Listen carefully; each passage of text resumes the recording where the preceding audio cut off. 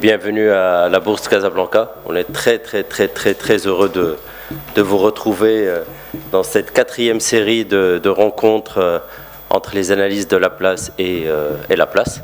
Je crois que c'est comme ça qu'on dit, et je suis très heureux surtout que notre collaboration avec la PSB qui est quotidienne, mais sur ce projet-là, je pense qu'elle est exemplaire, voilà, et ça permet de mobiliser les grands noms de la recherche de la place et de pouvoir surtout diffuser de l'information et diffuser leurs analyses et avoir leur son de cloche.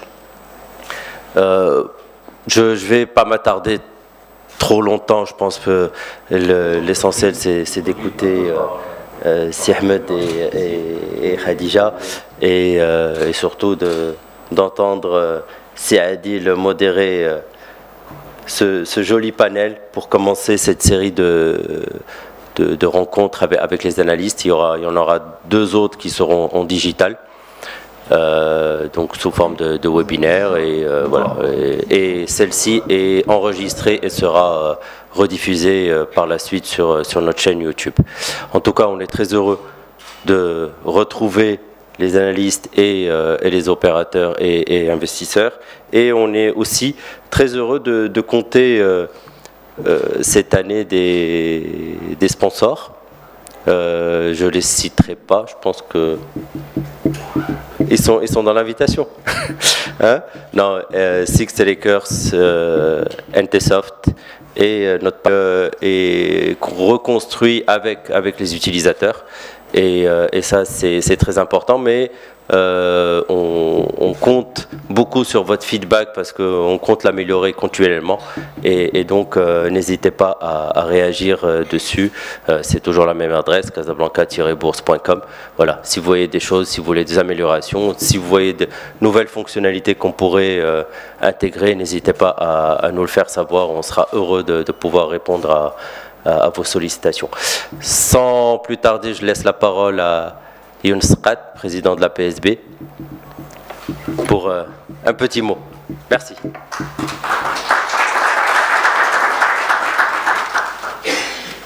Merci Badr pour ce petit mot. Mesdames et messieurs, bonjour. Je suis moi aussi ravi de vous avoir au sein de cet établissement emblématique et la Bourse de Casablanca. Et bien entendu, c'est une 4e édition, donc qui, on va dire, permet de donner un peu le temps de ce qui se passe sur le marché, surtout sur l'économie marocaine, hein, puisqu'on ne va pas parler que du marché, il y a aussi l'économie, les fondamentaux macroéconomiques qui sont importants à surveiller. Et je ne vais pas m'attarder moi aussi, puisque je vais surtout remercier la Bourse de Casablanca et de son partenariat, donc toujours fidèle. Et ta proposition, donc je la prends aussi en cash, donc on va essayer de travailler dessus. Et bien entendu, je remercie nos sponsors, Six Lakers et NTSoft Technologies. Bien entendu, je n'oublierai pas de mentionner un petit mot sur la contribution des analystes qui est très importante, hein, parce que, comme tu l'as souligné, c'est ce qui fait un petit peu le contenu et le fond de ces éditions-là. Et j'aimerais juste rappeler que ces 2 thèmes ne font pas partie, enfin font partie d'une série de thèmes qui vont être abordés par la suite durant la semaine prochaine, le 20 et le 22 juin. Donc essayez de rester fidèle et de vous connecter pour suivre ces thèmes également qui pourraient être intéressants. Donc sans plus tarder, je laisse la main à Hilmi et Hicham et donc c'est Ahmed Zahanieh et Khadija Al-Moussili pour voilà, nous donner un aperçu de ce qui se passe sur le marché marocain. Merci.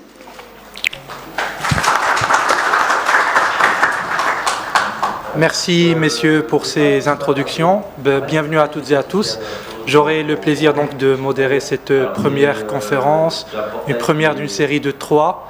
Donc on vous rappellera tout à l'heure l'agenda. Et sans transition, on va directement attaquer les présentations du jour. Alors 2 questions principales auxquelles on va répondre. On va qualifier la qualité des équilibres macroéconomiques aujourd'hui, le comportement des marchés des taux face à la succession des crises qu'a connue l'économie marocaine. Et puis dans une deuxième partie, on va répondre à une question très précise. Quelle croissance bénéficiaire pour une reprise du marché en 2023? C'est une question large, mais je voudrais juste vous signaler, vous rappeler que notre analyste du jour qui parlera de cette thématique-là est plus spécialisé sur les secteurs banque et assurance, n'est-ce pas Khadija? Donc si on peut concentrer plus les questions sur cette thématique-là, ça serait bien. Maintenant, s'il y a d'autres questions sur d'autres secteurs, on verra comment faire pour faire parvenir les réponses à nos invités. Donc c'est un petit disclaimer avant de démarrer. Donc Khadija Moussili, pour ceux qui ne la connaissent pas, les 2 ou 3 peut-être personnes dans la salle qui ne la connaissent pas, a 6 ans d'expérience après 6 ans d'expérience en banque d'affaires. Elle a rejoint l'équipe de BMCE Capital Global Research en 2017 comme analyste financier spécialisé dans les secteurs donc banque et assurance sur le marché marocain, ouest-africain et tunisien. Elle a également participé à plusieurs missions de conseil portant sur des opérations stratégiques dans le secteur financier. Elle est senior depuis 2021, titulaire d'un master grande école en finance de l'ISCAE Casablanca. Merci Khadija. Et pour sa part, notre deuxième intervenant, Ahmed Zahani, est lui titulaire d'un diplôme des études supérieures approfondies en économie et finance. Il a débuté sa carrière en qualité d'analyste chez CFG Bank avant d'intégrer Banque El Maghreb pour occuper le poste d'économiste spécialisé en économie internationale et en conjoncture sectorielle. Il est actuellement économiste en chef chez CDG Capital. C'est Ahmed, bonjour. Bonjour, c'est Adid. Alors, vous m'excuserez Khadija, mais la macro oblige. On va démarrer par Ahmed Zahani pour avoir une vision plus globale avant d'aller un peu plus dans la micro avec vous. Alors, si vous le permettez, Ahmed, on va démarrer tout de suite votre présentation. Petit exercice d'équilibriste pour essayer. Je pense que j'y suis. Alors,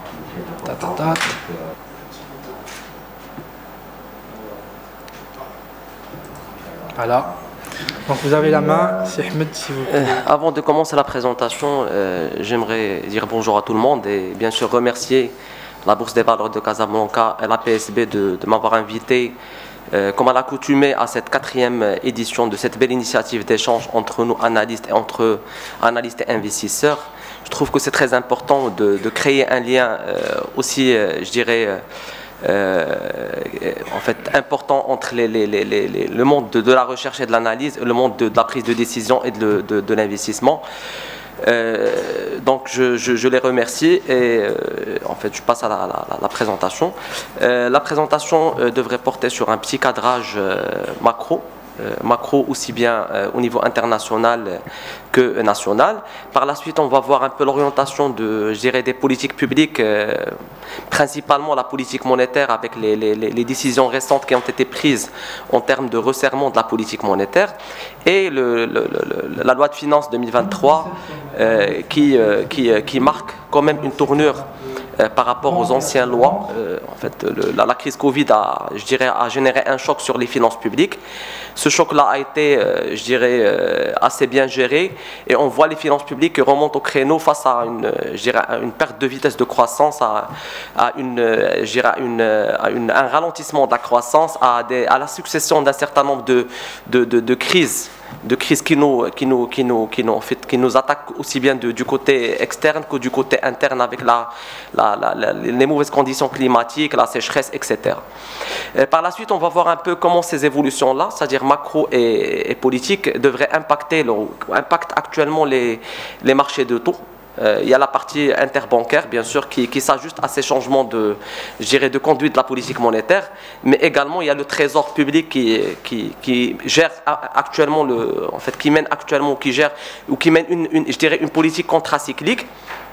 Donc comment il arrive à ajuster ses équilibres pour pouvoir aussi bien mener cette politique contracyclique, mais garder son équilibre intrinsèque, parce que c'est ce qui lui permet de se financer à des conditions favorables, aussi bien au niveau national qu'international. Et bien sûr, la cerise sur le gâteau, on va essayer de vous présenter un peu nos prévisions par rapport au prochain Conseil de Banque Amrali prévu le mardi prochain. Donc sans trop tarder, déjà j'ai... Ok, donc en fait, la présentation porterait sur 5 axes. Le premier, c'est l'environnement international qu'on considère un peu mitigé, mais globalement, je dirais défavorable. Les équilibres macroéconomiques qui ont passé un certain nombre de crises depuis la crise de 2008. Le policy mixte qui a, à notre sens, un peu mitigé en termes d'objectifs, mais également en termes d'instruments. Le marché des bons du Trésor et les prévisions de CDG Capital par rapport au prochain Conseil. Si on veut voir un peu l'effet marquant de l'environnement international, il y a la bonne nouvelle, je dirais, pour l'économie nationale, c'est la baisse des prix des matières premières. On a vu comment ça a impacté négativement l'évolution de la croissance en 2022. Et plus précisément l'équilibre extérieur avec un déficit, je dirais, historiquement élevé enregistré en 2022-2023, connaît un apaisement de ces tensions sur le marché, sur les prix des matières premières, et cet apaisement-là devrait s'étaler sur l'année 2024. Par contre, il y a deux mauvaises nouvelles. Il y a la dégradation de la conjoncture chez les partenaires. Quand même, après le resserrement, il y a une baisse de la croissance, une baisse de la demande. Ça devrait impacter nos relations avec nos partenaires historiques, surtout de l'Union européenne, en termes de demande et d'investissement.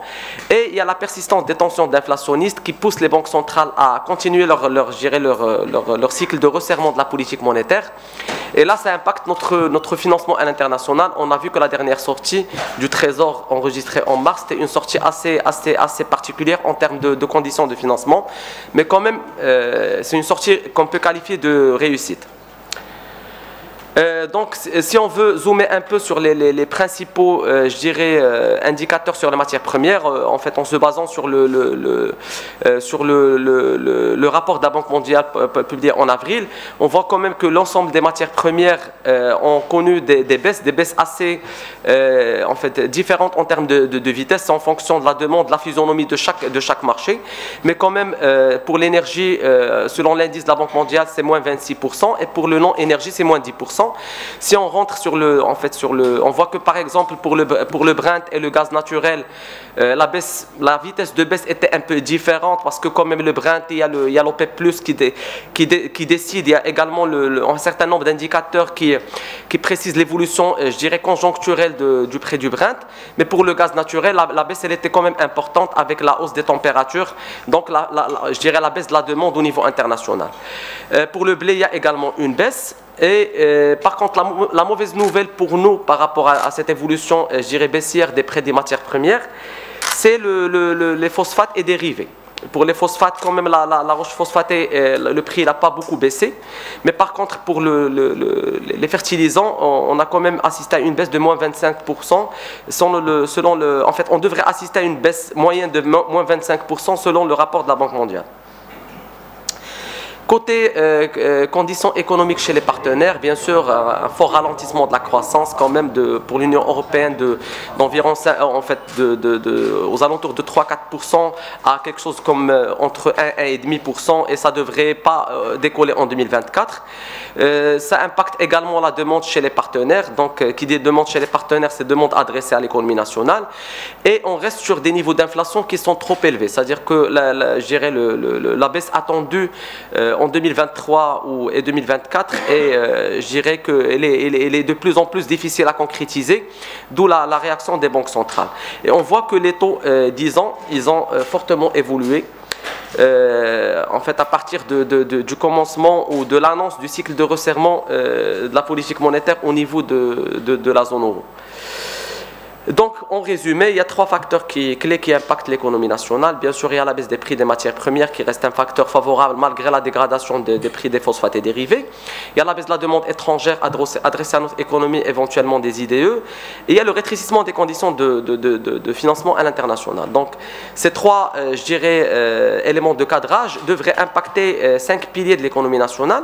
Il y a il y a des piliers qui devraient réagir favorablement, tels que la baisse des coûts de la production manufacturière. On a vu hier, il y avait la décision de la Banque centrale de la Chine qui a baissé l'autodirecteur et qui a annoncé une baisse assez importante des prix à la production au niveau des usines en Chine. C'est-à-dire que là, la baisse des prix des matières premières, elle est en train d'impacter les prix à l'international et devrait alléger, je dirais, en fait, alléger la pression exercée par l'inflation importée.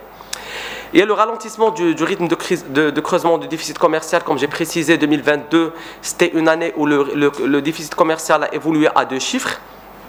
Et on peut même qualifier l'évolution du déficit commercial comme un changement de palier parce qu'avant la crise, on tournait autour de 200 milliards en termes de déficit commercial. Et là, on a terminé l'année à plus que 300 milliards. Donc, c'est plus 50% en 2 ans. 2021-2022. Et là, ça commence à ralentir, mais on reste quand même sur un niveau qui est proche de 300 milliards. Et la baisse de l'inflation importée, qui est une bonne nouvelle, vu que notre économie, c'est une économie qui est dépendante en termes de produits importés, c'est-à-dire on a un taux de pénétration des importations qui est relativement élevé. Par contre, ce qui est en fait je dirais les mauvais résultats de cette évolution ou cette conjoncture internationale, c'est plus la croissance de certains secteurs secondaires et tertiaires qui sont axés sur la demande étrangère et bien sûr la hausse du coût de financement à l'international. Notons dans ce sens que le Trésor, dans le cadre de la loi de finances 2023, il a prévu une bonne partie de son financement au niveau international. Et là, on va expliquer pourquoi, parce que c'est dû à des évolutions un peu difficiles des conditions de marché intérieur en 2022 et c'est pour des raisons de gestion active de la dette. Maintenant, on va passer aux équilibres macroéconomiques au niveau national. En fait, l'intitulé de la presse était sous la pression de la succession des crises. Donc, on va essayer de recenser comment ces crises-là ont impacté les équilibres macro. Donc, il y avait la crise de 2008, même sans impact direct sur l'économie nationale, mais quand même, on a senti le changement de palier de croissance, c'est-à-dire qu'on a perdu en termes de vitesse de croissance d'environ 1,2%. Donc, on est passé d'une moyenne de 4,6 entre 2000 et 2012 à 3,4 2013-2019. La crise de 2020, la crise Covid, qui était une crise internationale, donc il y avait le ralentissement de la croissance, il y avait un besoin de faire un effort public en termes de dépenses, que ce soit en termes de dépenses de santé, d'investissement, etc. Donc ce qui a fait doubler le déficit public, on est passé de 40 milliards à 80 milliards. On trouve du mal à retrouver les niveaux d'avant la crise. Et il y a la forte augmentation des injections monétaires de Banque Maghreb qui ont fait augmenter d'une manière très spectaculaire, on va voir ça par la suite. On va voir ça par la suite, que le rythme de progression de la masse monétaire, elle a presque doublé entre les 3 années de la crise post-Covid et les 3 années d'avant. Et il y a la guerre en Ukraine et la succession de 2 années de sécheresse, c'est-à-dire en 2022, quand j'étais là, en fait, je prévoyais le scénario d'une 2e année de sécheresse comme étant un scénario catastrophique, mais quand même, on a suggéré, mais avec bien sûr des tensions inflationnistes. Il y a le creusement du déficit commercial, comme j'ai précisé, qui a augmenté d'environ 75% en cumulé entre 2021 et 2022. Il y a le rétrécissement des conditions de financement avec le virage que Banque Maghreb a entamé et la hausse du taux, du taux directeur de Banque Maghreb qui est en train de se dupliquer sur les taux débiteurs et créditeurs. On va voir ça plus en détail au niveau de la partie de la politique monétaire. Donc, si on veut plus ou moins donner une synthèse du cadrage macro 2023, donc les zones de risque à gérer, c'est la sécheresse bien sûr, la persistance de l'hyperinflation. Donc, on a vu le chiffre de février, c'était 10,2% en glissement annuel, donc c'était un chiffre historiquement élevé. La hausse de la masse monétaire en circulation, on s'attend toujours à ce que ça baisse et que l'argent revient au circuit bancaire. Mais là, on trouve que la hausse tendancielle, elle se poursuit. Et il y a le rétrécissement des conditions de financement de l'économie, donc ce sont les zones de risque à gérer. Maintenant, les facteurs atténuants, il y a la baisse du déficit, le niveau confortable des réserves de change. Là, c'est un point qui est extrêmement important et pour lequel on devrait saluer les pouvoirs publics parce que les efforts qu'ils ont fait dans le cadre de la gestion de la crise, de maintenir un niveau de réserve confortable, ça nous a permis d'avoir une meilleure crédibilité en termes de financement à l'international. En observant un peu ce qui se passe au niveau des pays voisins, que ce soit au niveau de la Tunisie, qui sont qui ont un grave problème de réserve, ils ont dû faire appel à l'Union européenne avec des conditions qui sont on voit également le cas de l'Égypte avec l'assèchement de leurs réserves de change. Donc, on ne peut que saluer cette stratégie de préservation de réserves de change, que ce soit à travers les emprunts ou à travers le recours aux instruments du FMI. Il y a les recettes fiscales qui sont en forte amélioration. Après la crise, quand même, on a vu que les recettes fiscales, ils ont évolué à un niveau assez confortable, profitant bien sûr de l'impact de l'inflation sur les résultats des sociétés. Et la politique budgétaire contracyclique, depuis l'annonce de la crise, l'État a annoncé des budgets d'investissement qui sont très colossaux, et que ce soit du côté budget général ou du côté des entreprises publiques. Donc, c'est une politique contracyclique également saluée. Et il y a la consolidation de la reprise du secteur tertiaire, après le redémarrage du tourisme et bien sûr l'impact sur le transport.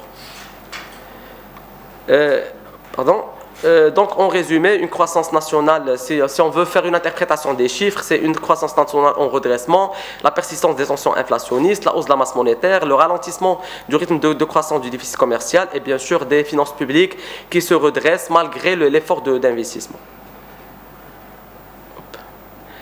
Là, c'est juste une interprétation des chiffres. Donc, comme j'ai dit, la croissance devrait passer de 1,3 à 2,6 selon les prévisions en fait, entre ACP et prévisions BAM.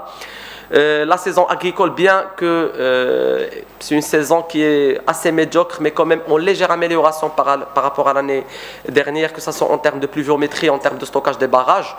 Mais ce qui a impacté un peu, je dirais, le résultat de la saison agricole, c'est plus l'impact de la mauvaise répartition spatio-temporelle de la pluviométrie et la hausse des températures qui a fait que l'impact était important sur les filières légumes et fruits. En termes de VA non agricole, on devrait assister à un léger, et là on ressent un peu la baisse des prix à l'international sur le cas de l'OCP, mais également sur je dirais la baisse de la demande étrangère adressée à un certain nombre de branches au niveau du secondaire et du tertiaire. Côté demande, en fait, on s'attend à ce que, bien sûr, l'investissement devrait consolider, et c'est plus tiré par la composante publique. Quand on observe un peu je dirais l'évolution des investissements publics côté budget général et l'évolution des crédits accordés aux EEP qui évoluent au cours des derniers mois à 2 chiffres, on voit qu'il y a quand même un effort très important contracyclique qui est mené par la composante publique. Côté demande des ménages, le ACP s'attend à une légère amélioration. Et là, l'explication, ça vient plus de je dirais la solidité des transferts des MRE. C'est le bouée de sauvetage en termes de, je dirais, pour combler le déficit commercial. C'était quand même en fait ce qui a été réalisé post-crise avec l'épargne qui a augmenté dans les pays partenaires où il y a nos MRE, a fait que en fait il y avait je peux même qualifier de bombe ce qui était en fait réalisé en 2021, et on s'attendait à ce que ça ralentisse, mais ça continue à évoluer positivement. Il y a également les recettes touristiques qui commencent à s'améliorer. Donc, plus ou moins, la demande des ménages prévue en hausse, l'investissement en hausse, mais par contre, les exportations en ralentissement, c'est essentiellement l'effet prix. C'est essentiellement l'effet prix. Maintenant, on va passer à la masse monétaire, que je trouve un point très critique à surveiller au niveau sur le plan macro. Comme je précise là, on est passé d'une évolution en nominal de 168 milliards de dirhams entre 2017 et 2019 à 314,5. Et le rythme d'accroissement, il est passé de 4,8 à 6,4. Donc c'est quand même très important. Et ce qui est plus inquiétant dans cette évolution un peu de la masse monétaire, quand ça dépasse un peu la création de richesse, et bien sûr ça peut être une source d'inflation sur le moyen long terme, c'est que la partie liquide qui augmente plus. Dans cette augmentation-là, 90 à 95%, c'est expliqué par la composante M1, c'est essentiellement la monnaie fiduciaire, la circulation du cash et les dépôts à vue. C'est-à-dire qu'avec la dégradation des taux créditeurs, on capte moins d'épargne et c'est de la monnaie qui passe vers la partie liquide. Et là, si on revient à la fameuse, je dirais, équation classique des monnaies, équation classique monétaire, c'est-à-dire la fameuse, je dirais, M fois V fois P fois la quantité de production, on a le M qui augmente, on a la vitesse de circulation qui augmente, la quantité de production qui baisse, et automatiquement l'impact sera sur le long moyen terme sur les prix. Et on voit que le pourcentage en termes, c'est un indicateur très important à surveiller sur le plan international, c'est le pourcentage de la masse monétaire par rapport à la création de richesse. C'est-à-dire que quand ça dépasse les 100%, donc on en décalage avec ce qu'on crée, c'est-à-dire qu'on injecte plus que... On a vu le cas des États-Unis, ils ont beaucoup injecté, finalement, ils se sont retrouvés avec, je dirais, avec une inflation fondamentale qui est difficile à gérer. Et là, il faut surveiller ce point. Et si on veut recenser l'impact de cette tendance-là, des ressources bancaires bien que moins chères mais plus liquides, la forte hausse de la circulation fiduciaire, c'est très inquiétant parce que ça alimente le secteur informel, l'un des points auxquels c'est-à-dire qu'on veut gérer au niveau national, le marché de change parallèle. Il y a également les sources d'inflation de type monétaire qui pourraient apparaître à moyen long terme. Je ne sais pas si je suis dans les normes en termes de... Pour ne pas déborder. Ok, déborder par rapport. En termes d'inflation, comme on a vu, c'est-à-dire que l'inflation elle a connu une évolution assez particulière en 2022. Ça a commencé avec l'inflation importée et la sécheresse. C'était le premier semestre où la Banque centrale est restée quand même réticente par rapport à entamer un cycle de resserrement de la politique monétaire. Mais à partir de la deuxième moitié de l'année 2022, on a vu on a commencé à parler de ce qu'on appelle la transmission des biens importés vers les biens locaux. 2023, on s'attendait à une normalisation de l'année agricole de manière à ce que l'inflation alimentaire commence à baisser, mais ce n'était pas le cas. Et le process de transmission des biens importés vers les biens locaux s'est poursuivi. Et il y a un autre élément, c'est qu'on a commencé à avoir des ajustements au niveau des prix qui sont plus expliqués par une volonté des ménages, des opérateurs économiques de préserver leur marge et de préserver leur pouvoir d'achat. 2024, si bien sûr l'hypothèse principale c'est en cas de réalisation d'une année agricole moyenne, normalement les prix de l'alimentation devraient régresser, mais par contre la mauvaise nouvelle c'est que le gouvernement a annoncé le lancement de la décompensation totale, le processus de décompensation totale, ce qui devrait impacter un peu les prix des produits de première nécessité, mais également avec un effet d'impact sur d'autres produits. C'est-à-dire quand on va supprimer la subvention sur le gaz butane, donc c'est l'impact, il sera direct sur les légumes et les fruits. Et là, je pense que c'est pour ça que l'inflation devrait baisser. En fait, je dirais l'inflation sous-jacente qui exclut je dirais tout ce qui est volatile et tout ce qui est réglementé, c'est-à-dire impacté par l'État, devrait baisser. Mais par contre, l'inflation globale devrait rester à un niveau élevé. Donc, en résumé, on peut dire que l'inflation n'est pas encore derrière nous. En termes de déficit commercial, comme j'ai précisé, donc on voit qu'entre 2020 et 2022 comment ça a évolué et comment ça ralentit. Mais comme j'ai précisé, c'est-à-dire qu'on a quand même changé de palier en termes de déficit commercial. Et là, c'est très important parce que avant la crise, on était aux alentours de 180-200 milliards de dirhams en termes de déficit commercial. Maintenant, on est passé à un niveau de 300 milliards. Ça devrait ralentir en 2023 avec la baisse des prix, mais quand même, on est à 300 milliards. Donc, il faut un effort supplémentaire en termes de transfert des MRE, qui, en fait, heureusement qu'ils ont également changé de palier, mais les recettes touristiques également.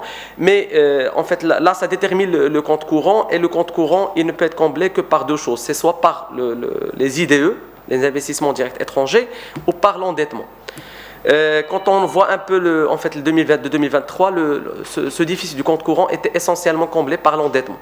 On voit l'endettement en dette extérieure publique, il a augmenté de plus 26,2%, 2 milliards en 2022 et 28,3 milliards en 2023, jusqu'à avril juste les 4 premiers mois de 2023, et l'endettement en monnaie étrangère prévu dans le cadre de la loi de finances 2023, c'est 60 milliards de dirhams. Là, c'est également un point à surveiller parce qu'on augmente notre endettement en monnaie étrangère pour pouvoir combler notre équilibre extérieur. Et là, c'est important à surveiller. Maintenant, on est arrivé aux politiques publiques. Donc, ce qu'on voit actuellement, c'est qu'il y a quand même, je dirais, un manque de cohérence entre l'évolution de la politique monétaire et la politique budgétaire.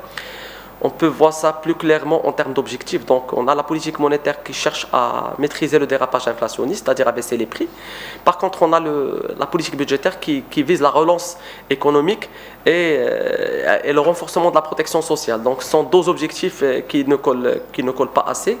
En termes de moyens d'exécution de ces deux politiques, il y a la hausse du coût de financement, la hausse du coût de financement de l'économie et l'ancrage des anticipations, ce qui vise à resserrer un peu le cycle de croissance.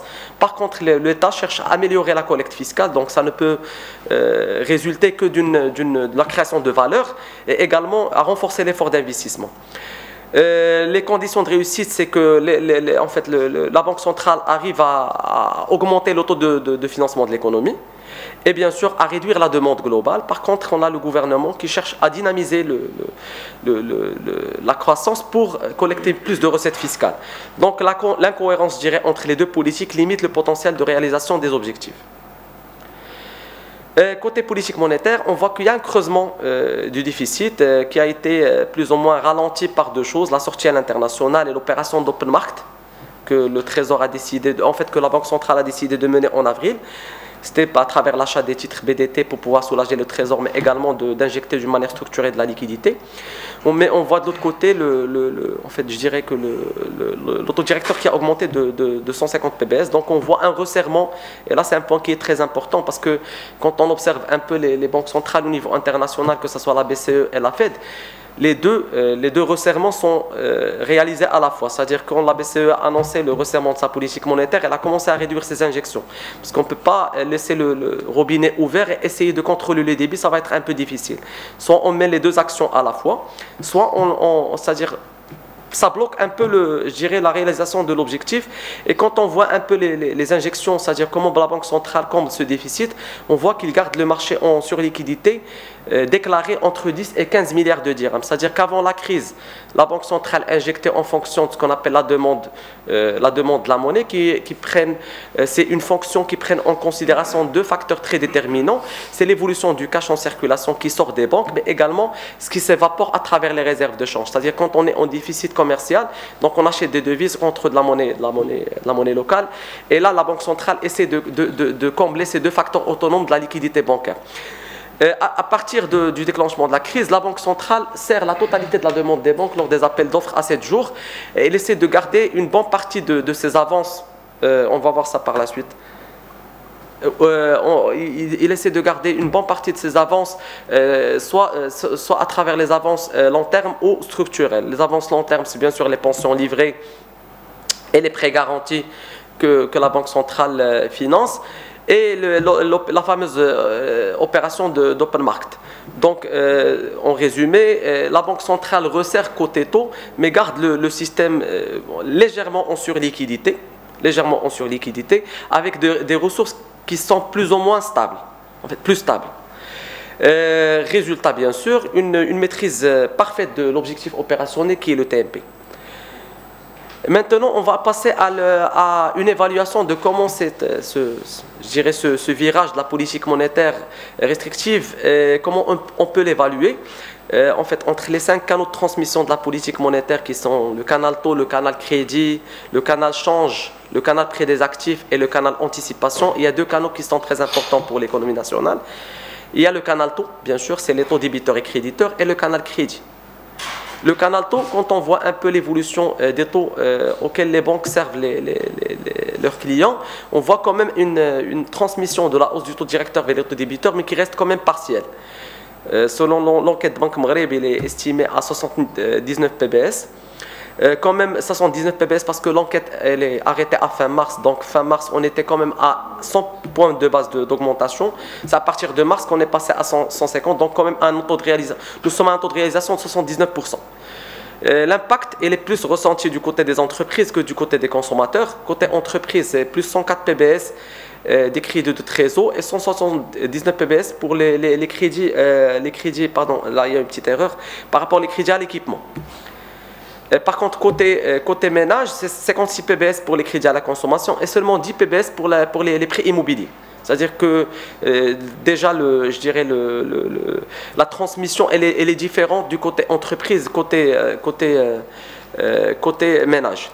Maintenant, quand on voit un peu l'impact sur les crédits, on voit que les crédits continuent à augmenter. Et comment c'est tiré? C'est tiré plus par les entreprises, qui donne un résultat relativement contradictoire. C'est-à-dire que les taux aux entreprises augmentent, mais les crédits aux entreprises augmentent. Par contre, les taux aux ménages, il n'y a pas d'impact significatif et ça décolle pas.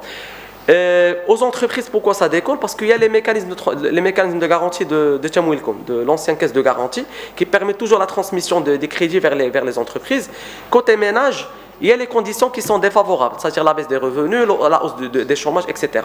Donc on ne voit pas vraiment la transmission des crédits à travers la politique monétaire, mais plutôt à travers les conditions économiques. Maintenant, on va passer au taux créditeur, qui est je dirais, un objectif secondaire de la politique monétaire, parce que il y a quand même une baisse de l'épargne, il y a quand même une baisse comme j'ai précisé, des DAT, etc., en faveur de la monnaie liquide, etc. Donc, il y a je dirais, une deuxième facette de cette politique monétaire restrictive, c'est d'augmenter les taux créditeurs et rebalancer ce déséquilibre créé entre monnaie liquide et monnaie plus stable. Et là, on voit que la transmission, elle est plus faible, que ce soit pour les DAT, 6 mois, elle est que de 32 PBS, et pour les 12 mois, 53 PBS. Donc, on va essayer de recenser un peu, d'évaluer à travers le process de la Banque centrale. Donc, les instruments utilisés, c'est la hausse de 150 PBS. Par contre, on voit que la partie injection, maintien du système en surliquidité, et bien sûr avec un encours plus lent. Il y a une maîtrise parfaite du TMP, parce que le marché est en surliquidité, donc en fait surliquidité pas très importante pour impacter à la baisse, mais quand même je dirais le TMP il est gardé aligné au taux directeur, ce qui est une réussite sur le plan opérationnel. En termes de cible intermédiaire, une transmission partielle pour les taux débiteurs, un rythme soutenu pour les crédits, donc c'est-à-dire que il n'y a pas de véritable impact sur les crédits. Transmission faible vers les taux créditeurs, donc ce qui laisse toujours l'hémorragie de la hausse de la masse monétaire gérée liquide. En termes de cible finale, on n'a pas recensé une baisse de l'inflation, parce que les sources d'inflation, c'est une inflation importée, c'est la sécheresse, c'est la transmission des biens échangeables vers les non échangeables. Il y a par contre le risque d'inflation monétaire qui pourra apparaître sur le moyen et le long terme. Maintenant, côté politique budgétaire, on voit qu'en fait, il y a une forte amélioration des recettes. Le solde ordinaire qui s'améliore parce que l'État cherche son équilibre sur la partie ordinaire pour ne pas se financer, pour financer les dépenses courantes. Donc il y a quand même un redressement de la partie ordinaire. Il y a un effort d'investissement qui est colossal, donc qui cherche à faire tourner l'économie, à créer de la valeur ajoutée, Et il y a bien sûr le volet, je dirais, déficit public qui est assez surveillé pour ne pas perdre la crédibilité, surtout au niveau international. Et maintenant, on va passer à comment ce cadrage macro et ces policiers mix impactent un peu le marché, principalement le marché des bons du Trésor. En termes de besoins, on voit un changement de stratégie dans le mode de financement du Trésor en 2023. Et c'est plus expliqué par la conjoncture du marché en 2022, parce que en 2022, le Trésor s'est engagé sur un financement à l'international de 40 milliards qu'il n'a pas pu concrétiser. Donc il s'est tourné vers le marché intérieur qui était relativement plombé par le fait qu'il y avait la hausse du taux direct, les hausses des taux directeurs, les anticipations haussières des opérateurs, le Trésor de son côté qui ne voulait pas valider la hausse des taux et aligner la courbe primaire à la courbe secondaire. Donc ce qui a plombé le marché. Et ce qui a poussé le Trésor à recourir lors du dernier trimestre de l'année 2022 à des opérations que je peux qualifier d'opérations exceptionnelles. D'ailleurs, cette phase a été très suivie par CADIL en termes de publication, parce que c'était une phase qui est assez particulière, parce que le Trésor il a mené des opérations à taux variable, des opérations à très court terme, c'est-à-dire qu'il ressort de son cadre de 13 semaines à 30 ans. C'était des opérations de moins de 13 semaines pour pouvoir gérer. Il a alourdi d'une manière très considérable ses tombées en 2023. Les tombées en 2023, en fait, par rapport à 2022, il y avait une hausse à plus que 3 chiffres. Et il s'inquiétait par rapport à cette physionomie qui est devenue un peu particulière du marché intérieur. Donc il a essayé de se focaliser en 2023 sur le marché, je dirais, international, malgré le rétrécissement des conditions de financement. Promesse donnée, promesse tenue par le Trésor. Quand on voit un peu son mode de financement en 2023, pardon, au cours des 4 premiers mois, il a essayé d'accélérer ses sorties à l'international. Il a levé 2,5 milliards de dollars en mars. Il a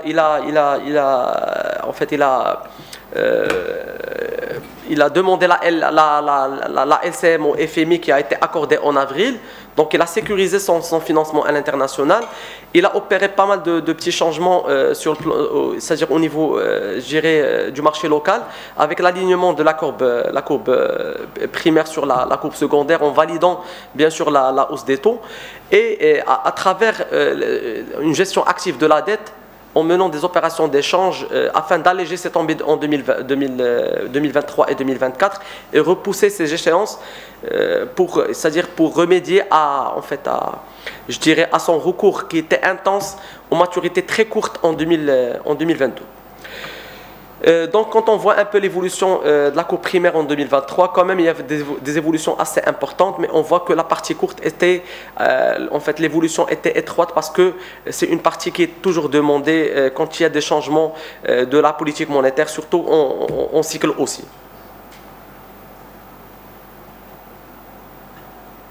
C'est pas ça, ça bloque.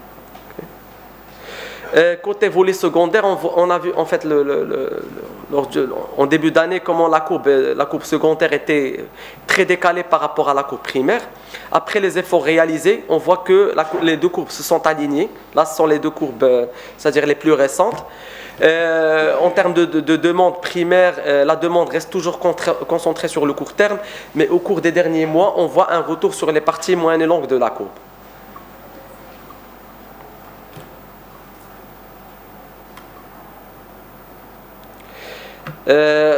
Maintenant, nous sommes arrivés aux prévisions CG Capital pour le Conseil de Banque Maghreb. Donc, on prévoit un statu quo. Le statu quo, c'est-à-dire l'argumentaire derrière, c'est que déjà la fragilité de la reprise, surtout secondaire, comme on a vu, même la prévision de 2,6 pour l'année 2023, c'est une prévision qui est plus axée sur l'amélioration de la valeur ajoutée agricole à cause de l'effet de base. Comme j'ai précisé, la saison 2022-2023 était légèrement meilleure que celle de 2021-2022, donc ce qui devrait corriger un peu à la hausse là. Par contre, la valeur ajoutée secondaire et tertiaire, on s'attend à un ralentissement qui est plus lié à la demande étrangère, etc. Donc c'est une conjoncture qui s'annonce mauvaise pour la partie non agricole. Il y a la transmission partielle, comme j'ai précisé, que ce soit autodébiteur, autocréditeur, mais également au crédit. Et il y a bien sûr le faible impact sur la stabilité des prix. On a vu les derniers chiffres de l'inflation, et ça n'annonce pas un ralentissement pour les prochains mois. Et il y a bien sûr ce que j'ai évoqué lors de la présentation, c'est le manque de cohérence entre la politique budgétaire qui cherche à relancer et la politique monétaire qui cherche à resserrer. Je pense que j'ai terminé. Je vous remercie pour votre attention. Merci beaucoup Si Ahmed pour ce tour d'horizon très passionnant. Votre prévision de statu quo a provoqué quelques réactions dans la salle, donc j'imagine qu'il y aura des questions tout à l'heure. Mais avant de prendre vos questions, notez-les bien. On va quand même laisser le temps à Madame Khadija El-Moussili de nous faire sa présentation avant d'ouvrir complètement.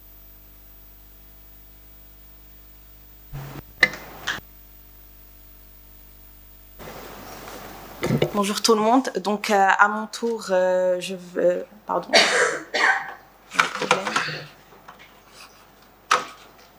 Alors à mon tour, je tiens à remercier la Bourse de Casablanca et la PSB pour leur invitation et pour cette belle initiative de façon générale.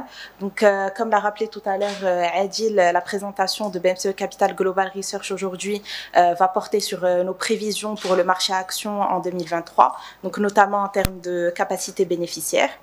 Donc avant de rentrer dans le vif du sujet, je vais faire un petit overview de ce qui s'est passé sur le marché actions en 2023, donc en 2022 pardon. Donc comme vous pouvez le voir sur le graphe, après un début d'année qui était quand même assez positif, la bourse de Casablanca a entamé une tendance baissière en raison justement de la guerre en Ukraine, mais aussi de la déclaration de l'état de sécheresse, ce qui a justement conduit à des baisses de près de moins 8% et de moins 9% pour les MASI et MASI 20 sur le T4 2022, surtout après la première hausse du taux directeur, mais aussi la présentation du PLF 2023.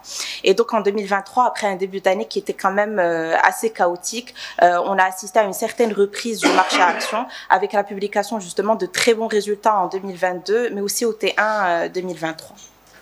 Donc en termes de volumétrie, à fin mai 2023, le flux transactionnel est ressorti en baisse de près de 23% à 11 milliards de dirhams.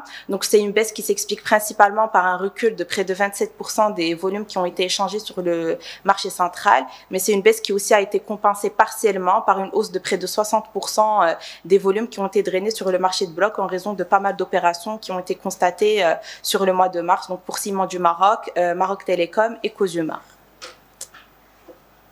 Alors, donc avant de passer aux prévisions pour l'année 2023, je vais revenir rapidement sur les réalisations des sociétés cotées en 2022. Donc, ce qu'il faut savoir, c'est que l'année 2022 a été globalement bonne quand on voit un peu ce qui s'est passé au cours de l'année, donc à savoir la guerre en Ukraine, les hausses du taux directeur, etc.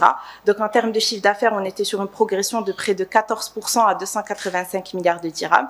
Donc, c'est une hausse qui s'explique par trois principaux éléments. Donc, le premier élément concerne la bonne tenue des revenus des industries qui se sont amélioré de près de 18%. Donc, c'est une hausse qui est redevable principalement aux ventes des opérateurs gaziers en raison justement d'un effet prix positif suite à la flambée des cours des hydrocarbures à l'international, des secteurs de la production énergétique, donc avec une hausse des frais d'énergie, mais aussi de l'agroalimentaire.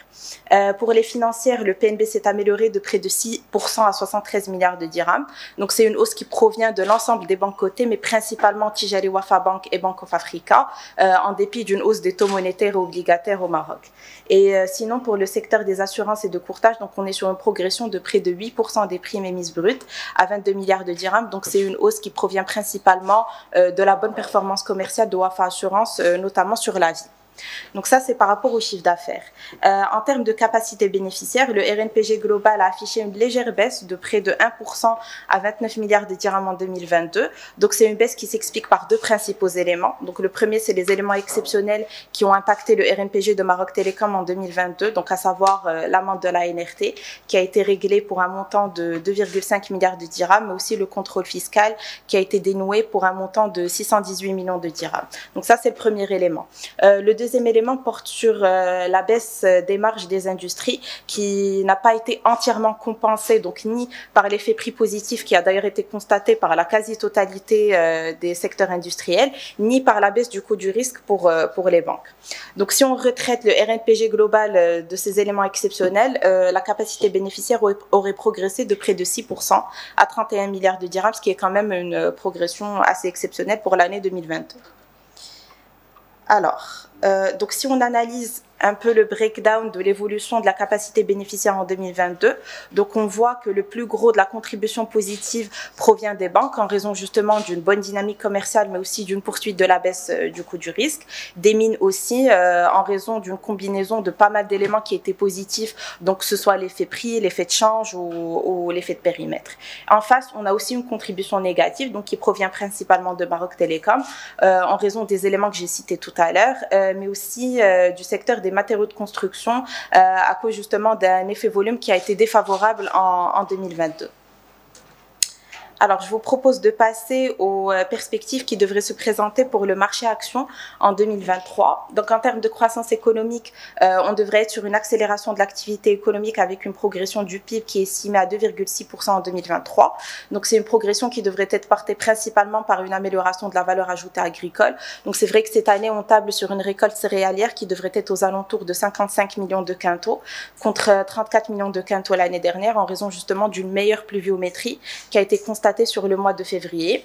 Par contre, ce qu'il faut savoir, c'est que c'est un niveau qui reste quand même inférieur à celui normatif de 70 millions de quintaux, parce qu'effectivement, les conditions météorologiques n'étaient pas très favorables en mars et en avril. Mais c'est quand même un niveau qui reste intéressant par rapport à ce qu'on a pu constater l'année dernière. Donc cette projection favorable en termes de croissance économique est en train de se confirmer aujourd'hui, avec les premières estimations de croissance économique pour le T1 2023 et le T2, donc ils s'établissent à 3% et à 3,2% respectivement. Donc ça, c'est un peu les éléments positifs qui devraient porter la croissance économique. En termes d'éléments négatifs, on a toujours l'inflation qui devrait persister en 2023, en dépit justement d'un resserrement des politiques monétaires. Donc on devrait être sur une décélération à plus 5,5% contre plus 6,6% l'année dernière. Et c'est une situation qui commence justement à peser sur le pouvoir d'achat des ménages et qui devrait impacter négativement la consommation en interne. Autre point négatif, c'est les risques de récession qui planent toujours chez les principaux partenaires du Royaume, en raison justement du resserrement des politiques monétaires auxquelles on a assisté un peu partout dans le monde. Alors, par rapport à la capacité bénéficiaire, donc en 2023, on s'attend à une hausse de près de 19% du RNPG de notre scope 40. Donc, c'est une hausse qui s'explique par deux principaux éléments. Donc, le premier, c'est la non-récurrence des éléments exceptionnels négatifs qui avaient impacté le RNPG de Maroc Télécom l'année dernière. Et le deuxième, c'est la bonne tenue des mines. Donc, ça, c'est les hypothèses qu'on avait retenues début mai pour justement pouvoir aboutir à notre capacité bénéficiaire prévisionnelle. Maintenant, ce qu'il faut savoir, c'est qu'aujourd'hui, donc pour Maroc Télécom déjà, il y a pas mal de litiges juridiques qui sont en cours et qui peuvent affecter sa capacité bénéficiaire. Donc on n'est pas à l'abri du paiement d'une nouvelle amende, donc que ce soit au Maroc ou au Mali. Et pour les mines, donc il y a aussi une instabilité politique dans certains pays où sont présentes les sociétés minières, notamment le Soudan pour Managem, ce qui peut justement impacter son RNPG pour l'année 2023. Donc sinon, il y a pas mal d'éléments positifs ou négatifs qui peuvent soit porter, soit freiner la capacité bénéficiaire en 2023. Donc, en termes d'éléments positifs, on a la poursuite de l'allègement du coût du risque pour les banques, la hausse des cours des métaux précieux et de base pour les industries, l'orientation baissière de certains intrants, notamment les hydrocarbures. Donc, ça, c'est un peu les éléments positifs qui peuvent tirer la capacité bénéficiaire. Sinon, en termes d'éléments négatifs, donc, on a la revue à la hausse du barème d'imposition de l'IS dans le cadre de la loi de finances 2023, mais on a aussi le risque de contrôles fiscaux qui peuvent altérer la capacité bénéficiaire. Donc, on a déjà eu une première vague en 2022 avec Maroc Télécom, Atlanta Sanad, BCP, même si le contrôle fiscal de BCP était provisionné, donc on n'a pas vraiment eu d'impact sur la rentabilité, mais on n'est pas à l'abri d'une nouvelle vague cette année, donc en 2023. Par rapport au marché financier, donc après une fin d'année 2022 qui a été marquée par des hausses du taux directeur et un début d'année 2023 qui était quand même assez chaotique avec le marquage de la courbe des taux, on assiste aujourd'hui à une stabilisation du marché obligataire, donc en raison, juste parce que on se dit que les plus grosses augmentations en termes de taux directeur ont déjà été opérées, donc aujourd'hui on table soit sur un statu quo, soit sur une hausse de 25 points de base pour le taux directeur, et donc on devrait plus être sur une stabilisation du marché obligataire avec un regain de confiance des investisseurs, mais aussi un retour d'appétence pour des maturités qui sont plus longues. Pour le marché boursier, on s'attend à une reprise à partir du S de 2023, donc avec un niveau de valorisation qui reste quand même très intéressant de la bourse de Casablanca, avec un PE de 16,7 fois en 2023 selon nos prévisions. Donc c'est le niveau le plus faible sur les 10 dernières années, mais aussi tiré par la publication de très bons résultats. Donc on l'a bien vu au T1 avec un chiffre d'affaires global qui était en hausse de près de 7%. Alors, par rapport à l'arbitrage action-obligation, donc aujourd'hui, cet arbitrage est favorable au marché obligataire, donc avec un dividend yield de 3,8% en 2023 selon nos prévisions, contre 4,6% pour les BDT 10 ans, ce qui induit justement un arbitrage défavorable à l'action avec un spread de près de 94 points de base. Et il me semble que c'est la première fois depuis 2015 qu'on est sur un arbitrage favorable au marché obligataire. Alors, je vous propose de passer à nos prévisions chiffrées, donc en termes de capacité bénéficiaire. Donc, pour l'année 2023, comme je l'ai dit tout à l'heure, on table sur une hausse de près de 19% de la capacité bénéficiaire à 31 milliards de dirhams, suivie d'une consolidation de cette tendance haussière avec une progression de près de 4% en 2024. Donc, ce qu'il faut savoir, c'est que c'est une hausse qui est attribuable principalement à la bonne tenue du RNPG des industries, qui devrait d'ailleurs s'améliorer de près de 32%. Donc, il y a trois principaux éléments qui expliquent cette hausse. Donc, le premier élément concerne la non-récurrence des éléments exceptionnels qui ont impacté Maroc Télécom l'année dernière, donc comme je l'ai dit tout à l'heure. Le deuxième, c'est la bonne tenue attendue du RNPG de Managem en raison d'un effet prix et volume qui devrait être positif. Je vous rappelle que c'est des hypothèses qu'on avait retenues début mai, donc avant tout ce qui s'est passé au Soudan. Et sinon, le dernier élément, c'est la bonne tenue des réalisations de boissons du Maroc, donc avec un résultat non courant qui est attendu en hausse après la cession justement de sa filiale euro-africaine des eaux, qui est d'ailleurs propriétaire de la marque Ain Ifrin. Donc si on retraite le RNPG des impacts des éléments exceptionnels qui avaient impacté Maroc Télécom, on serait quand même sur une hausse de 6% du RNPG, donc on serait quand même sur une tendance haussière. Alors si on analyse un peu le breakdown de l'évolution de la capacité bénéficiaire en 2023, donc on voit que le plus gros de la contribution provient de Maroc Télécom, suivi des mines. En face, on a aussi une contribution négative qui provient principalement de Taqa Morocco en raison de l'impact d'une indexation négative, mais aussi de la Belle Vie, parce qu'effectivement, le résultat non courant de 2022 avait été porté par sa stratégie d'externalisation foncière. Alors, on a fait l'exercice de justement calculer une variation de la capacité bénéficiaire en retraitant les contributions de celles de Maroc Télécom et des mines. Donc, si on prend en compte des contributions qui sont nulles de Maroc Télécom et des mines, on serait quand même sur une hausse de 5% de la capacité bénéficiaire. Donc, c'est quand même une hausse qui est pas mal pour l'année 2023. Alors, donc, par rapport aux indicateurs boursiers, donc si on tient compte d'une hausse de 19% de la capacité bénéficiaire, mais aussi de l'évolution des cours boursiers, donc on devrait être sur des niveaux de PE de 16,7 fois en 2023 et de 16,1 fois en 2024. Donc, c'est les niveaux les plus faibles sur les 10 dernières années. En termes de dividendes, donc si on prend en compte une hausse de près de 13% de la masse des dividendes, on devrait être sur un dividend yield de 3,8% en 2023 contre 3,5% en 2022 et 4,6% pour les BDT 10 ans et de 4% en 2024. Alors, donc maintenant qu'on a vu nos prévisions pour les années 2023 en termes de capacité bénéficiaire, je vais revenir rapidement sur les réalisations des sociétés cotées au T1 2023 qui étaient d'ailleurs très bonnes. Donc le chiffre d'affaires s'est amélioré de près de 7% à 73 milliards de dirhams. Donc c'est une hausse qui provient principalement de la bonne orientation des revenus des industries qui se sont améliorés de près de 8% à 47 milliards de dirhams. Donc c'est une hausse qui a été portée principalement par les revenus de Taqa Morocco en raison d'une hausse des frais d'énergie, du bond de 26% du top line de la Belle Vie, donc avec une augmentation des volumes, mais aussi une amélioration de la fréquentation client et une augmentation des sales de Maroc Télécom qui provient principalement des filiales à l'international. Sinon, pour les financières, donc, on est sur une progression de près de 4% à 18 milliards de dirhams. Donc, c'est une progression qui est redevable principalement aux croissances à deux chiffres qui ont été affichées par la marge d'intérêt et la marge sur commission, mais qui ont été atténuées naturellement par le recul du résultat sur opération de marché en raison de la hausse du taux directeur. Et sinon, pour les assurances, donc, on est sur une progression de près de 6% à 7 milliards de dirhams qui provient justement de la bonne orientation de l'activité non-vie, mais qui intègre aussi une baisse de la branche vie de moins 8% qui s'explique par un contexte financier défavorable qui a justement impacté les produits en unités de compte. Donc pour le T1, donc en termes de contribution, donc on voit que le secteur de l'électricité qui est représenté par Taqa Morocco participe à hauteur de 28% à la croissance du chiffre d'affaires, donc suivi de la distribution alimentaire, du secteur bancaire, de l'agro et du secteur des assurances. Sinon, en termes de taux de réalisation, donc on est sur un taux de 24,3% qui est parfaitement en ligne avec nos prévisions pour l'année 2023. Alors, dernière diapo, donc on a fait un petit exercice pour mesurer justement le potentiel de croissance qui pourrait se présenter pour le marché action en 2023. Donc, on a mis en place 3 scénarios. Donc, un scénario central qui prend en compte une évolution de la croissance bénéficiaire de 5%. Donc, c'est l'évolution que j'ai présentée tout à l'heure qui est retraitée des contributions de Maroc Télécom et des mines. On a aussi pris en compte un scénario prudent avec une croissance bénéficiaire de moins 5% et un scénario optimiste avec une croissance bénéficiaire de 10%.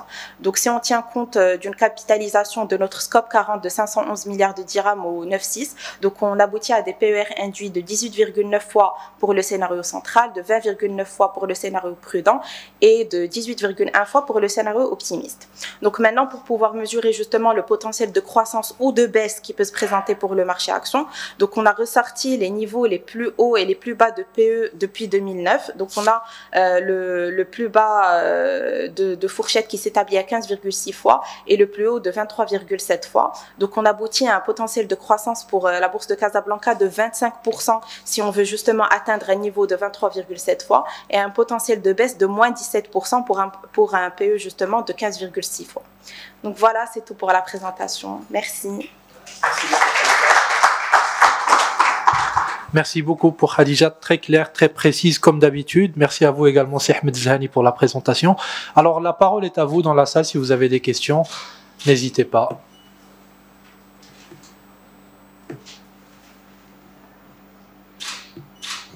Alors la première est la plus difficile. Moi, je vais me permettre de vous poser quelques questions, si vous le permettez, en attendant de voir s'il y en a dans la salle. Je commence par vous, Ahmed. Vous avez parlé tout à l'heure de la circulation de cash, de l'indicateur de l'agrégat M1 qui augmentait depuis la pandémie, il me semble, on l'a vu sur votre graphe. Qu'est-ce qui vous fait dire aujourd'hui que l'impact sur l'inflation de l'augmentation du cash n'est pas encore perceptible, qu'elle le sera qu'à moyen et long terme? Vous avez dit tout à l'heure que l'inflation monétaire va être perceptible à moyen et long terme. Pourquoi il ne l'est pas dès maintenant? Merci, c'est Adil. Donc, pour commencer, il y a un point qui est très important, c'est-à-dire qu'il y a un différentiel qui se crée entre la création monétaire et la création de richesse. C'est-à-dire qu'il y a de la monnaie qui circule plus que de la production. Ça d'un côté, tenant compte que nous sommes c'est-à-dire une économie qui dans la consommation est alimentée beaucoup par les produits importés, c'est-à-dire qu'on a un taux de pénétration qui est assez important des biens importés. Donc une création de la masse monétaire qui dépasse la production et dont une partie sera convertie pour importer des biens, déjà c'est une chose à surveiller. Maintenant par rapport à l'impact sur l'inflation, il y a c'est-à-dire sur le moyen et le long terme, il y a ce qu'on appelle le canal des prix des actifs ou le canal de richesse, c'est-à-dire que pour l'instant l'évolution de la masse monétaire, quand on voit un peu la distribution de crédit, ça part du côté des entreprises comme j'ai précisé, mais par la suite ça devrait atterrir chez les personnes, c'est-à-dire et on voit ça quand on voit un peu les statistiques du ACP en termes d'épargne, il y a quand même un ralentissement de l'épargne des ménages en faveur d'une hausse de l'épargne des entreprises. Et là, la hausse de l'épargne des entreprises devrait déclencher à moyen terme ce canal des prix des actifs et de richesse, parce que l'argent cumulé par la suite par les particuliers devrait servir à créer ce qu'on appelle une bulle, probablement pas sur le marché financier mais sur les actifs immobiliers. Et là, ça devrait alimenter bien sûr un pouvoir d'achat supplémentaire chez les ménages qui devraient devenir plus riches en vendant leurs actifs immobiliers, et ce qui devrait alimenter une inflation qui est plus tirée par la demande. Là, on va voir la demande, parce que contrairement aux États-Unis qui a injecté de la liquidité directement auprès des ménages, on a vu l'impact directement sur la demande. Là, c'est l'argent qui est en train de prendre un autre circuit, c'est passé par la production, tomber chez les agents économiques capitalistes capables de générer du cash, parce que en période de crise, l'argent change de main de chez les consommateurs vers les producteurs. Et là, ça devrait alimenter une bulle, des actifs sur le moyen et le long terme. Ok, merci. Des questions? Khadija, peut-être une question pour vous. On a assisté à 3 hausses du taux directeur. On s'attend à potentiellement une 4e. Ou plus, j'en sais rien. En tout cas, on s'attend à le consensus entre 0 et 25 points de base. 0 pour vous et à peu près 0 et 25 points de base pour vous. Quel a été finalement l'impact de tout cela sur l'activité des banques? Est-ce qu'ils en ont vraiment profité comme on le pensait en théorie? Alors, nous, déjà, en termes de prévision, donc on s'attendait, en termes de marge d'intérêt, à une décélération de ce poste, justement, avec même peut-être une baisse sur le S1, mais une baisse qui devrait être atténuée graduellement avec le renouvellement, justement, de l'encours de crédit à des taux qui sont plus élevés.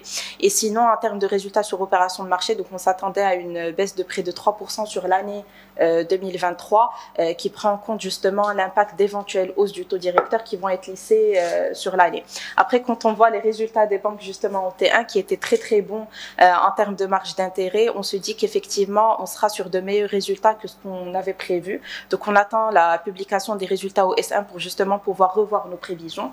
Après, ce qu'il faut savoir aussi, c'est que ces résultats ont été tirés principalement par l'Afrique. Donc, le PNB en social est quand même en baisse comparativement à celui consolidé. Donc, on voit qu'il y a quand même un impact au niveau social, donc au Maroc, mais surtout pour le résultat sur opération de marché et sur le T1, donc avec le marquage de la courbe des taux qui a eu lieu en janvier. Donc, c'est ce qui a impacté négativement le résultat sur opération de marché, qui a d'ailleurs baissé de près de 87% sur le T1, mais c'est un impact qui va être lissé tout au long de l'année, donc on ne devrait pas être sur une baisse aussi importante d'ici fin 2023. J'en profite, vous avez le micro. Il y a un changement sur la fiscalité des entreprises, notamment sur l'IS. Est-ce que vous pouvez nous parler des impacts potentiels?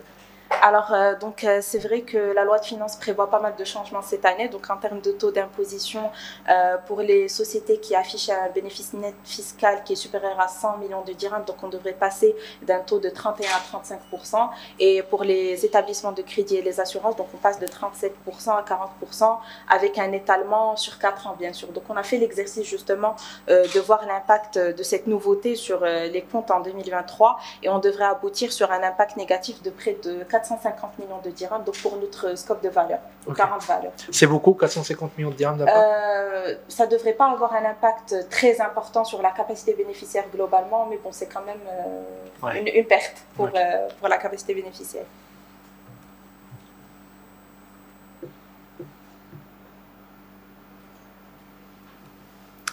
Des questions? Allez-y, madame.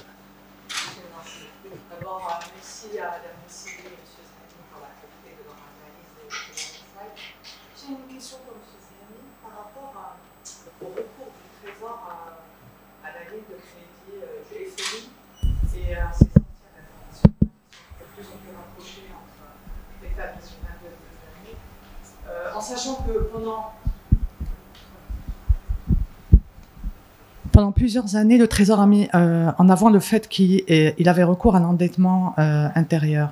Qu'est-ce que vous pensez de tout ceci, le fait qu'on ait recours depuis 2020 et cette année de plus en plus à la ligne de crédit, quand bien même elle serait modulable, et quel est l'impact sur la relance économique du Maroc? Merci.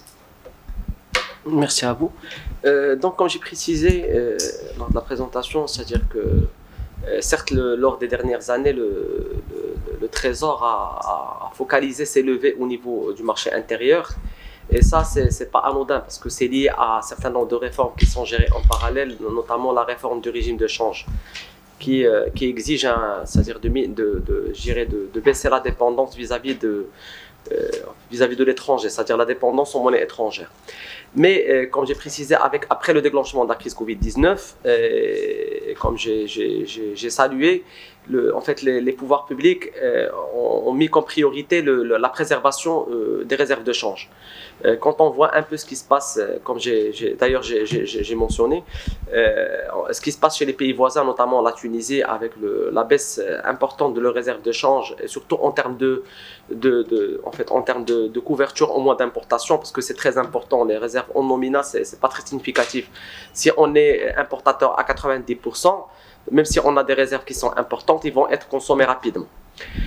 On voit également le cas de l'Égypte. Donc, pour éviter à ce que le Maroc tombe dans ce genre de problème qui est très difficile à gérer parce que ça nous laisse à la merci que ce soit des institutions financières internationales, des groupes de pays, etc. Donc, le recours à la LPL, ça a été contracté en 2011, ça a été reconduit à plusieurs reprises. C'était critiquable, c'est-à-dire hors crise. Mais après l'arrivée de la crise, on a vu que c'était une décision judicieuse de la garder et de tirer sur cette ligne-là. Avec ce qui s'est passé en 2022 sur le marché intérieur, notamment le blocage en termes de financement, comme j'ai précisé, les autorités ont privilégié le financement à l'international et c'était également pour renforcer je dirais les réserves de change une deuxième fois et en demandant la LCM. La LCM, contrairement à la LPL, c'est une ligne qui est accordée aux pays qui ont des fondamentaux solides. contrairement à la LCM qui est plus en fait accordée à des pays qui ont des problèmes de réserve de change et qui sont, je dirais, vulnérables à un choc externe. La LCM, c'est au-delà en fait je dirais de la valeur nominale de la ligne. C'est une ligne qui rassure le marché international par rapport à votre position. C'est-à-dire que si on prend le cas de l'Égypte ou la Tunisie, ils vont mal réussir une sortie à l'international, chose qui a été faite d'une manière assez simple et assez confortable par le Trésor au mois de mars. Donc, en fait, la LPL a permis d'assurer la phase de transition post-crise, et la LCM, il vient pour renforcer la position du Maroc et bien sûr sa crédibilité vis-à-vis des investisseurs étrangers. Et je pense que ça ne peut avoir que des impacts positifs aussi bien sur le coût de financement à l'international, mais également sur les réserves de change et la croissance économique nationale. Merci à vous.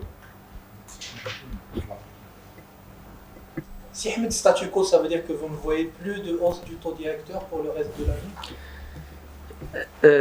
Le statu quo, c'est par rapport au prochain conseil. Maintenant, exactement. Je ne m'engage pas pour le reste. Mais bon, c'est-à-dire quand on observe un peu ce qui se passe au niveau international, on voit que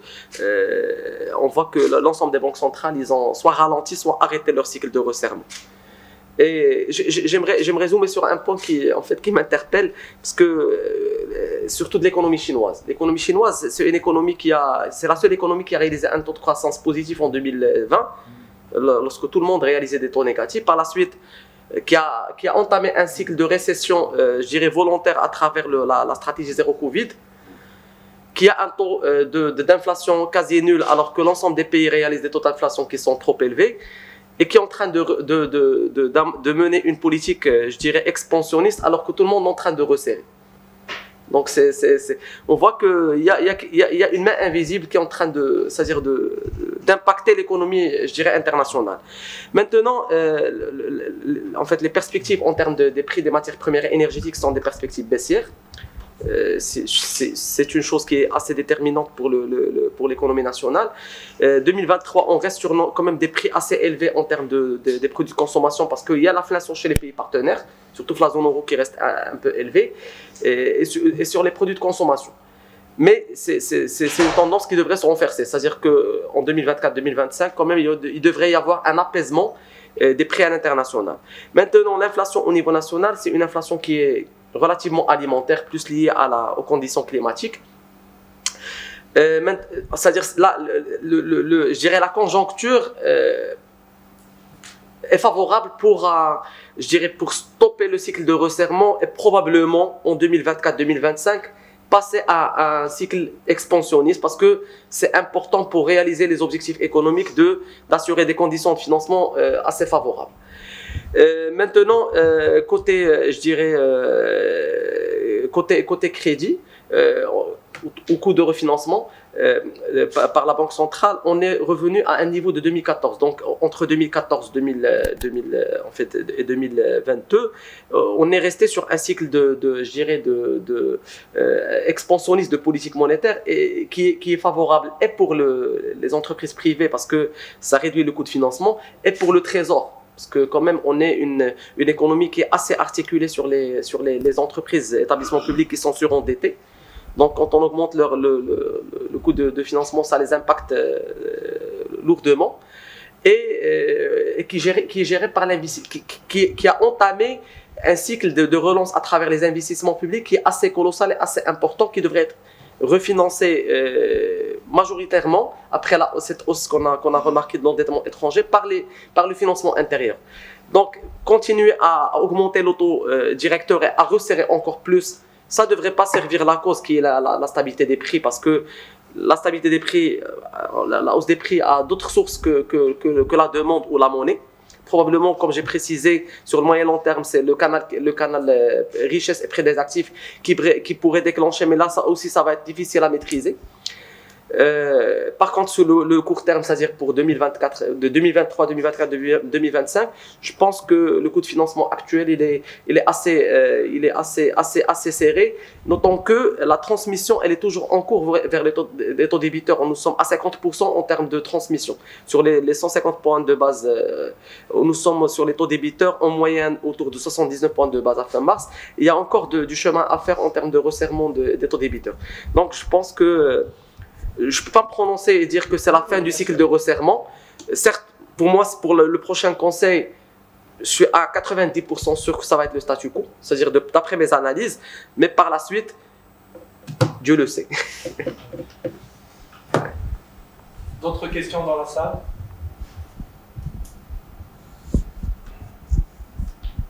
Ben, écoutez, on va s'arrêter là. Merci, mesdames, messieurs, pour votre présence. Merci surtout à nos intervenants pour la qualité de vos présentations et la qualité de vos réponses. Merci aux sponsors Intesoft et SIX pour leur accompagnement pour ce cycle de conférences.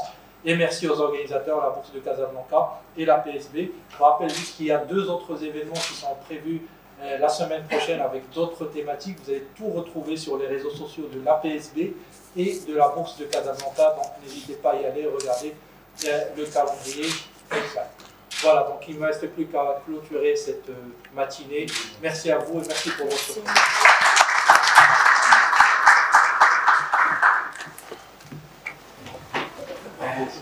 Merci, merci.